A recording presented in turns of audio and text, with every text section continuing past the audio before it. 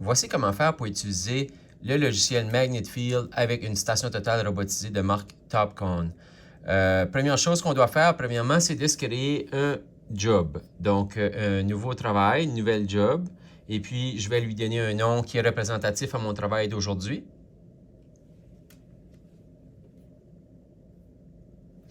Ensuite de ça, lorsque mon travail est fait, je veux avoir des coordonnées des points existants. Donc, je vais tout simplement importer ces points à l'aide d'une clé USB. Et je vais aller dans Exchange from File. Et puis, From File, pardon. Et je vais choisir le format de points que j'importe. Ici, aujourd'hui, c'est une liste de points en format TXT. Donc, je vais me rendre jusqu'à ce que je vois mon format TXT. Donc, Topcon Text Custom. Et puis, je fais Next. Donc, dans mes points, je vais aller voir pour aller chercher ma clé USB. Donc, ici, je suis dans le C de mon ordinateur. Je vais faire hop, hop, hop pour changer de dossier pour me rendre au menu dans le C de dans le drive D de mon ordinateur, donc de ma tablette. Et puis, rendu dans ma tablette, dans ma clé USB, je vais choisir ma liste de points. Donc ici, c'est une liste de points avec comme nom, nord, est, élévation et suivant les codes, séparés par une virgule qui est comma. Donc tout ça semble correct et je fais Next. Ensuite, je vais choisir le bon système de coordonnées, les bonnes projections. Dans le cas de mon projet, la projection, c'est ici, c'est New Brunswick NAD 83. Le datum, c'est NAD 83 No Trains. Et puis le géoïde qui suit ici, par exemple. Donc, tout ça dit que j'ai importé 12 points. Je peux fermer. Donc, mon travail, en allant sur le menu principal, techniquement, je suis prêt à installer ma station totale. Donc, quand on fait le réglage de la station totale pour effectuer un levé topographique ou une implantation qui est un stakeout, on va toujours, premièrement, installer notre instrument, s'assurer que les réglages sont bons. Donc, on peut aller faire soit en allant dans Setup et choisir Visée arrière, Backside ou Resection si on veut s'installer sur 2 points, c'est-à-dire s'installer sur un point connu et viser sur 2 points connus. Donc aujourd'hui, dans le présent vidéo, je vais vous montrer comment faire la visée arrière avec Backside. Puis, on veut juste se connecter Bluetooth à notre appareil. Donc ça, c'est important.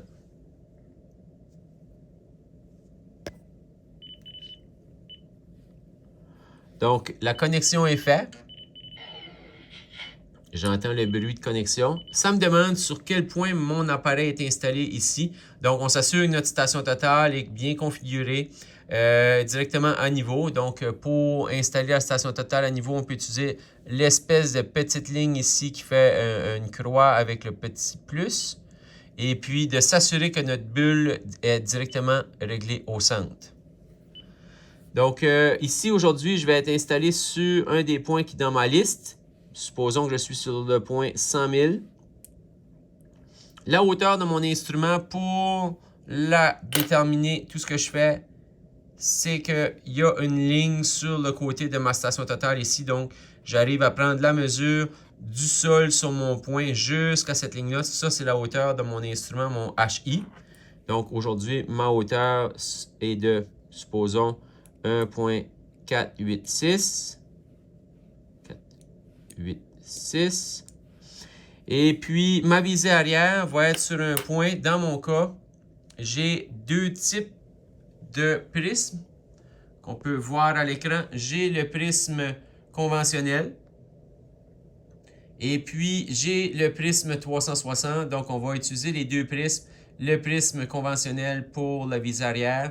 Et le restant du travail va se faire avec notre prisme 360. Donc, c'est ce que je vous présente ici.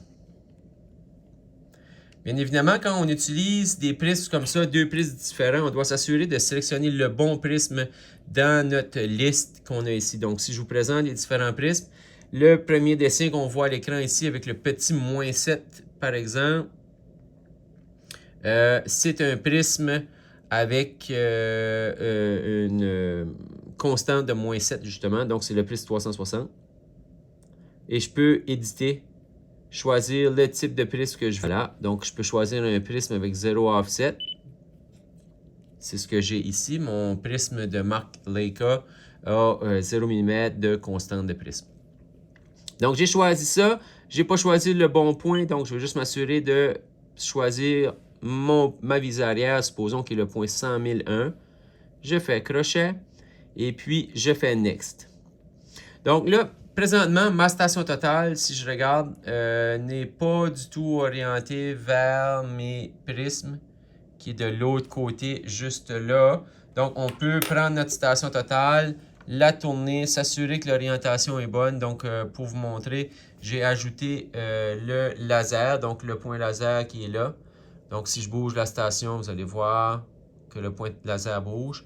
Donc, je peux orienter, donner un petit réglage pour m'aider à ma station totale de bien se positionner. Quand ça c'est fait, je regarde ma tablette. Et puis, je vais faire le menu du prisme ici, de faire la recherche, pardon, pour essayer de trouver le prisme. Donc, ma station totale, après avoir appuyé sur le bouton, fait une recherche. Et puis, si j'appuie sur le cadenas, ça me montre maintenant que mon prisme, ma station totale est bel et bien barrée sur le prisme. Donc, tout de suite, je peux observer mon prisme et le laser qui est directement au centre. Pardon. Donc, j'ai installé ces points-là avec mes hauteurs. Je peux faire 7.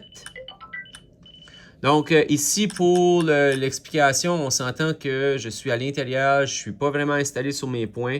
Mais, ce qui est vraiment important lorsqu'on commence un travail, c'est de s'assurer que le résiduel, c'est-à-dire la différence de distance entre les deux, respecte les tolérances qui sont demandées pour votre travail. Donc ici, j'ai la différence de distance horizontale, le HD, de 10 mètres. On s'entend que ce n'est pas une valeur qui est acceptable. On peut parler de quelques millimètres seulement.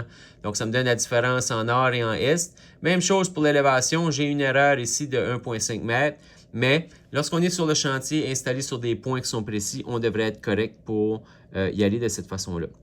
Donc, je fais comme de quoi que j'ai noté ça dans mon carnet de notes.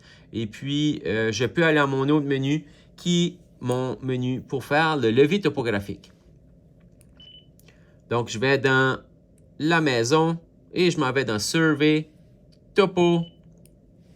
Et puis, à ce moment-ci, je peux faire un levier topographique avec mon deuxième prisme, qui est mon prisme 360.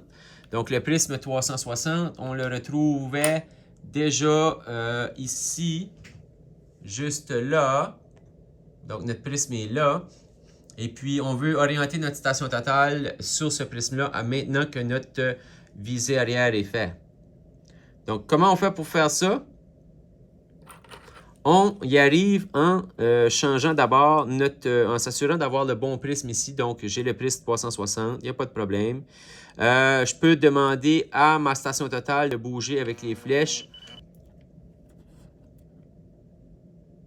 Et puis, lorsqu'on est près de notre prisme, ici on peut voir notre laser. Lorsqu'on est près de notre prisme, on peut tout simplement utiliser la fonction pour chercher le prisme. Donc, c'est l'espèce de prisme avec la longue vue, la loupe, pardon. Donc, c'est le prisme avec la loupe ici. Donc, je peux appuyer là-dessus. La station totale fait sa recherche.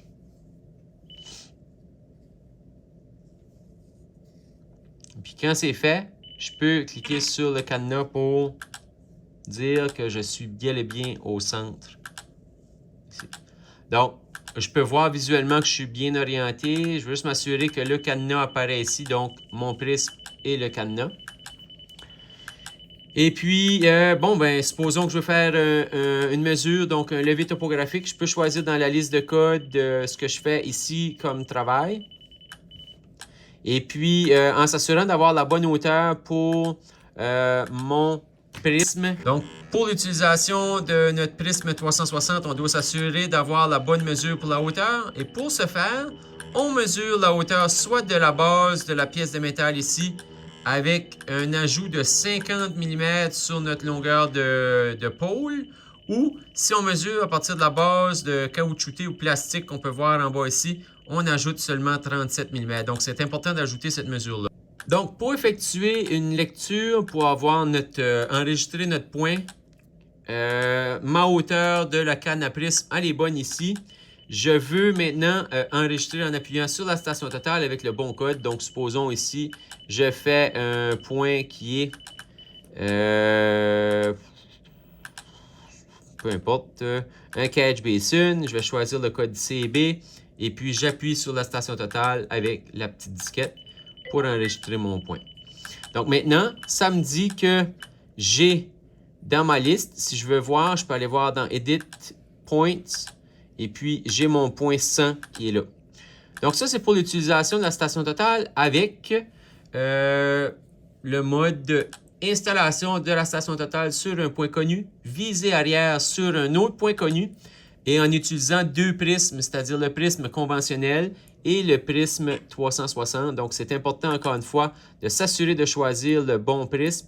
Et un petit rappel, pour faire des modifications, on peut toujours aller dans Topo. On peut changer l'information sur notre prisme ici si on veut avoir des hauteurs pré-réglées. Ça, c'est vraiment important. Et on peut aller dans EDM pour choisir le type de prisme qu'on veut. Donc, avec un prisme, sans prisme, ou si on veut viser sur une petite feuille qui réfléchit les signaux, on va pouvoir utiliser ça directement là. Donc, amusez-vous à utiliser les fonctions de votre station totale pour